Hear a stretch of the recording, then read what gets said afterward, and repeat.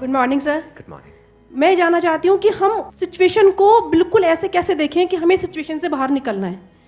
कि मान लो हमारे पास बार बार कोई प्रॉब्लम आ रही है, हम उसे फेस कर रहे हैं, फिर जो आसपास के हमारे सराउंडिंग्स के लोग हैं वो भी टाउंटिंग कर रहे हैं हम पर, नहीं तुमने पहले भी ऐसे किया था, अब फिर तुम फेल हो जाओगे इसमें, तो वहाँ जा करके हम स्टक हो जाते हैं और फिर हमारा कॉन्फिडेंस लूज हो जाता है। हम एग्जैक्टली कहाँ स्टक हो जाते हैं, जिसको आप जो वर्ड यूज कर रहे हो स्टक हो जाते हैं, मतलब आप कह रहे हो कि हम अपनी थिंकिंग में स्टक हो जाते हैं। थिंकिंग में स्टक हो जाते हैं, राइट? कि हम ओवर थिंकिंग में चले जाते हैं। ओवर थिंकिंग कि हम बैठे बैठे बस सोचते रहते हैं कि ऐसा क्यों हुआ, क्या हुआ, ऐसा नहीं होना चाहिए, कि हमारे में कुछ कमी ऐसा हो गया तो क्या होगा, वैसा हो गया तो क्या होगा, मैं दोबारा भी ट्राई किया नहीं हुआ तो क्या होगा। हम जानते हैं कि पहले भी ऐसा हुआ था, फिर हमने उसे ओवरकम कर लिया, लेकिन बार बार वही चीज आते आते फिर वही ब्रेन का जो कंफर्ट जोन है हम फिर वहीं स्टक होने लगते हैं। और जिस कंफर्ट जोन की आप बात कर रहे हो वो एक्चुअल में ओवर थिंकिंग वाला जोन है। ओवर थिंकिंग वाला जोन है, मतलब हम बैठे बैठे बस सोचते रहते हैं जैसी हमारी कंडीशनिंग हुई कर है, कुछ नहीं पाते हैं। करते भी हैं तो थोड़ा सा करना शुरू करते हैं, उसके बाद वापस से वो थॉट्स हमारे ऊपर हावी हो जाते हैं। राइट? यही आप कह रहे हैं। राइट सर, प्रॉब्लम जो है इतनी ज़्यादा, क्योंकि एक्चुअली क्या लाइफ में अगर कुछ अच्छा होता है तो शायद हम प्रॉब्लम से इजीली निकल जाते हैं, बट बैक टू बैक जब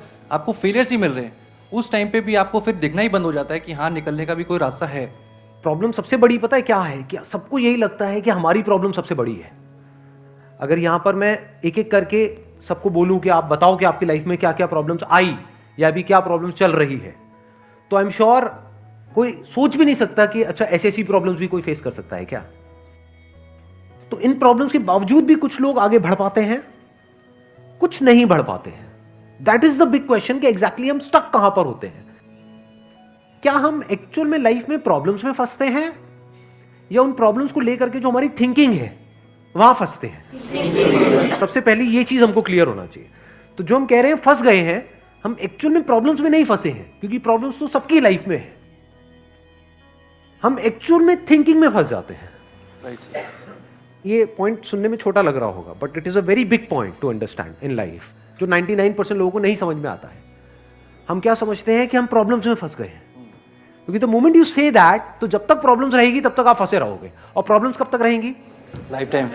जब तक लाइफ रहेगी। Right. But the moment you से कि मैं प्रॉब्लम्स में नहीं फंसा हूं, प्रॉब्लम्स मतलब लाइफ में नहीं फंसा हूं, मैं लाइफ के बारे में जो मेरी थिंकिंग है उधर मैं फंस गया हूं जाकर के।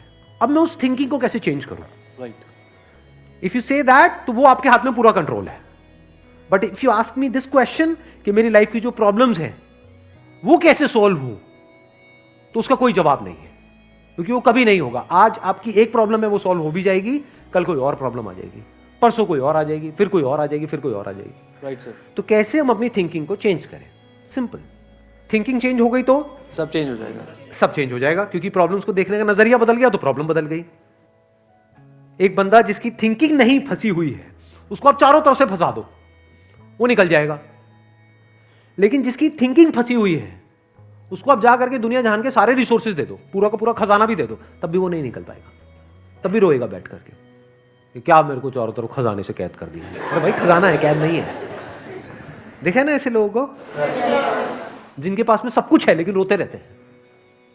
तो सब कुछ मिलना इज नॉट अ सॉल्यूशन। जिनकी लाइफ में कोई प्रॉब्लम नहीं है वो भी रो रहे हैं। सो अब आता है कि इसका सॉल्यूशन क्या है, कि we are stuck in our thought process, how to get out of it. तो सबसे पहली चीज ये समझनी है, ज्यादा सोचने से कुछ नहीं होता है, सही सोचने से होता है। अभी सही सोचना क्या है? What is right thinking, not positively सोचना। इसको भी ध्यान से समझ लेना। पॉजिटिव सोचना क्या सही सोचना होता है? फॉर एग्जाम्पल, आगे आप जा रहे हो, किसी जंगल में हो और आगे दलदल है, और आप पॉजिटिव सोच रहे हो, मेरे साथ में कभी कुछ गलत हो ही नहीं सकता, मैंने तावीज पहना हुआ है, ये मुझे बचाएगा। बहुत लोग हैं बहुत पॉजिटिव है लाइफ को लेकर के, बट क्या उनकी सोच सही है? अभी सही सोचना क्या है? सर, मेरे हिसाब से मतलब इंटेलिजेंसी से सोचना, कि मतलब कुछ ऐसा सोचे कि आगे जाके हमें कोई हानि ना हो, कि एक इंटेलिजेंट माइंड से सोचे। अभी इंटेलिजेंट क्या है और फूलिश क्या है? एक है फूलिश तरीका सोचने का, बेवकूफों की तरह सोचना, एक है इंटेलिजेंस के साथ में सोचना। What is intelligence? जिसको हम इंटेलिजेंस कहते हैं वो इंटेलिजेंस क्या है? साइंस को इंटेलिजेंस कह सकते हैं? नहीं कह सकते। नहीं कह सकते। तो किसको कहोगे? सुपरस्टिशंस को इंटेलिजेंस कहोगे? सुपरस्टिशंस मतलब क्या? बिलीफ, कुछ भी मान रखा है, उसको पकड़ के बैठे हुए, उसके हिसाब से एक्ट कर रहे हैं। उसको इंटेलिजेंस कहोगे या साइंस जिस तरीके से आगे बढ़ रही है उसको इंटेलिजेंस कहोगे? एग्जैक्टली। तो साइंटिफिक वे ऑफ थिंकिंग समझना पड़ेगा वो क्या है, उसको अपनी लाइफ में लगाना पड़ेगा, तब आप कह सकते हो आपकी जो थिंकिंग है वो सही है। अब ये साइंटिफिक थिंकिंग मतलब क्या? रियलिटी को एज इट इज देख लेना, दैट इज साइंटिफिक थिंकिंग। यही तो है, और क्या है? There are laws of this universe, उसको एज इट इज देख लेना, उसको ऑब्जर्व करना, यही तो है साइंटिफिक थिंकिंग। उन लॉज को बदलना नहीं, क्योंकि साइंस बदल नहीं सकती उन लॉज को। लॉ ऑफ ग्रेविटी को साइंस बदल नहीं सकती है, उस लॉ को समझ करके उसके हिसाब से एक्ट कर सकती है। इसी साइंटिफिक थिंकिंग को अगर हमको अपनी लाइफ में लगाना हो तो इसका मतलब क्या? एक थिंकिंग हो सकती है लाइफ से रिलेटेड, जो भी आपके दिमाग में कचरा भरा पड़ा है बचपन से लेकर के आज तक, जैसा आपको समझाया गया है लाइफ के बारे में। किसने समझाया है? वो लोग जो खुद नहीं समझते, लाइफ के बारे में अपने अपने बिलीफ्स बनाए हुए हैं, अपने अपने स्टैंड पॉइंट से लाइफ को देख रहे हैं। फॉर एग्जाम्पल, कोई हिंदू है तो एक तरीके से लाइफ को देख रहा है, कोई मुस्लिम है तो अलग तरीके से लाइफ को देख रहा है, क्रिश्चियन है तो अलग तरीके से देख रहा है। क्या सही है इन तीनों में से? कि तीनों को सही थिंकिंग कह सकते हैं? ना, क्योंकि आपस में लड़ झगड़ रहे हैं। साइंस में कोई लड़ाई झगड़ा होता है? अगर मैं किसी साइंटिफिक फैक्ट के बारे में बात करूंगा, क्या कोई हिंदू, मुस्लिम, क्रिश्चियन आकर के आपस में लड़ सकते हैं? नहीं। तो ये सही थिंकिंग है। एक है जो हमें सही लगता है, एक है जो सही होता है। दोनों में जमीन आसमान का फर्क है। एक है जो आपको सही लगता है, एक है जो सही है। तो साइंटिफिक थिंकिंग का मतलब क्या, अगर इसको हमको लाइफ में लगाना हो तो? यानी लाइफ को आप एज इट इज देखो, ऑब्जर्व करो, फिर उसके बारे में सोचो। This is scientific thinking. और ये जो फंडा जिसकी मैं बात कर रहा हूं, इसको आप लाइफ के किसी भी एस्पेक्ट में लगा सकते हो। इसको बिजनेस में लगा सकते हो, इसको जॉब में लगा सकते हो, इसको रिलेशनशिप में लगा सकते हो, इसको हेल्थ में लगा सकते हो। बिजनेस क्या है अगर रियलिटी को एज इट इज देखना नहीं है तो? अब ये जो आपने कहा कि बिजनेस में सब झूठे भरे पड़े हैं, क्या ये सच है या आपका अपना एक स्टैंड पॉइंट है? अभी इन्होंने बोला कि बिजनेस में सब झूठे भरे पड़े हैं। अभी ऐसे ही यहाँ पे मैं अलग अलग लोगों से अलग अलग बातें पूछूंगा ना, तो सब बड़े कॉन्फिडेंस से बोलेंगे as if they know it for sure. जैसे मैं पूछूंगा, हाँ भाई यहाँ पे किसी मेल का किसी का ब्रेकअप हुआ होगा, तो सारी लड़कियां ऐसी होती हैं, सब धोखेबाज हैं। ऐसे ही कोई लड़की से पूछूंगा, वो आकर के बोल देगी सर ये तो मर्द जात तो है ही ऐसी, इसका कुछ हो ही नहीं सकता। क्या ये सच है या आपका अपना एक स्टैंड पॉइंट है, अपना आपका एक बिलीफ है? तो ध्यान से समझ लेना, इसका जो सबसे पहला स्टेप है वो है अंदर जो भी कुछ पड़ा हुआ है आपके, जो भी आपने मान रखा है उसको छोड़ दिया। अब आप हल्के फुल्के हो गए, अब एज इट इज देखा लाइफ को, लाइफ को ऑब्जर्व किया as life, not my life. For example anger, क्या एंगर आपका है? बट आप एंगर का सोल्यूशन कैसे निकालते हो? मुझे गुस्सा आता है, मुझे गुस्सा नहीं करना है। कभी भी आप एंगर का ऐसे सोल्यूशन निकाल ही नहीं सकते। सिर्फ आपको आता है गुस्सा या सबको आता है? सबको आता है। तो क्या एंगर सिर्फ आपकी प्रॉब्लम है या एंगर एक लाइफ की प्रॉब्लम है? Fear, if you can look at fear, not your fear और माई फियर, फियर डर है ना, वो डर क्या है? Can you look at it? इसको बोलते हैं साइंटिफिकली चीजों को देखना। रिलेशनशिप, नॉट माई रिलेशनशिप और योर रिलेशनशिप, रिलेशनशिप। तो इस तरह से जब हम चीजों को देखते हैं ना, not from a subjective point of view but from an objective point of view, जैसे एक साइंटिस्ट देखता है,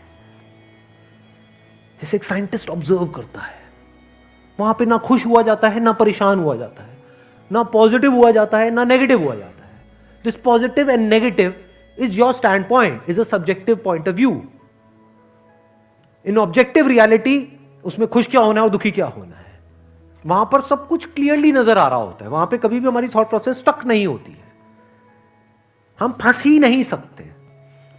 बिलीफ्स में आप गारंटेड फंसोगे। शॉर्ट टर्म में वो अच्छे लग रहे होते हैं क्योंकि वहां पे कंफर्ट मिलता है। जो भी हमने मान रखा है, अगर उसको पकड़ करके हम बैठे रहें और उसमें गोल गोल घूमते रहें तो बड़ा कंफर्ट मिलता है, लेकिन आगे जाकर के वो हमको फंसा देता है, एंटैंगल्ड कर देता है। बट जो रियलिटी है वो धीरे धीरे आपको आजाद करती रहती है, जितना आप रियलिटी को समझ जाते हो उस लेवल तक। यानी कि अगर इसको मैं पूरा समअप करूं, जो भी मैंने अब तक कहा है उसको, ये सेशन शुरू कहां से हुआ था? फेलियर से हुआ था कि एक के बाद एक हमने लाइफ में बहुत सारे फेलियर्स फेस करे हैं। तो अब अपने फेलियर्स को ऑब्जर्व मत करो, अपने को बीच में से हटा दो, ऑब्जर्व करो ये जो फेलियर्स हैं ये क्या है। तो you will start seeing the nature of those failures, you will start seeing the causes of those failures. For example मेरी लाइफ है, अगर मेरे को उसको ऑब्जर्व करना है, दो तरीके हो सकते हैं। एक ये, अब मैं अपनी लाइफ में थोड़ा सजा रहा हूं जिससे कि आप उसको रिलेट कर सको। मैंने पास में कुछ गलतियां करी, बहुत बड़ी बड़ी गलतियां करी, मेजर लॉसेस हुए। तो एक एंगल तो ये हो सकता है मैं ऐसा कैसे कर सकता हूं। दूसरा ये है कि मैं ऑब्जर्व करूं कि एग्जैक्टली वो गलती क्या थी और उसका कॉज क्या था। तो वो दिख जाता है, अच्छा उस टाइम पे वो ग्रीड बहुत ज्यादा हावी हुई पड़ी थी। अच्छा ग्रीड क्यों हावी हुई पड़ी थी, इतना लालच क्यों आया हुआ था कि हाँ ये करना है, ये करना है, ये करना है, ये क्यों आया हुआ था?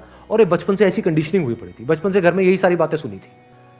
तो इसलिए I was acting out of that information जो मेरे अंदर फीडेड थी, and that was not correct information.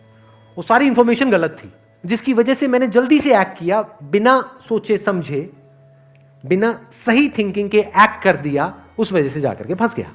तो मुझे उस बंदे ने नहीं फंसाया, मैं खुद फंसा अपने लालच की वजह से। तो अब ये क्लियर हो रहा है हम कैसे देखते हैं। तो वंस वी सी दैट, तो अब मैं उससे पूरी तरह से फ्री हो गया, because I understood something which is very basic in life, जिसकी वजह से पूरी की पूरी लाइफ एक अलग ट्रैक पे निकल गई। क्या समझ आया? कि कभी भी ग्रीड से एक्ट नहीं करना है।